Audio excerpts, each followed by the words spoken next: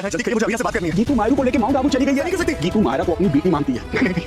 सच बताने से पहले मुझे मायरा को वापस लाना है जल्द से जल्द। प्लीज लौटाओ, माँ को ढूंढने लगी। वो मुझे आपकी और याद दिलाती है। मायरा ही पूकी है।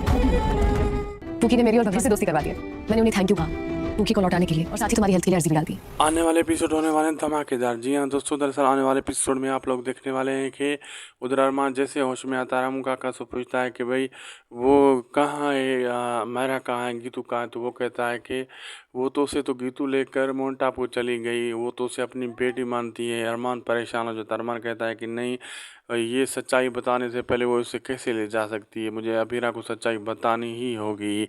और क्योंकि अभीरा तो वो दूसरी पुकी समझ कर बैठती है। वो जिस टाइम अरमान हॉस्पिटल में होता है तो वो आज जाकर अरमान को बताती है, अभीरा मुझे पुकी हमारी मिल चुकी है, ये है वो है। अरमान सुनकर होश में परेशान हो जाता है। दूसरी तरफ ये भी दिखाया जाता है कि अंजुमन अभीरा को बता देता है कि मेरा ही पुकी है। असल में मेरे ख्याल से वो कुछ सपने का सीन ही होता है, लेकिन सीन ज़बरदस्त होता है।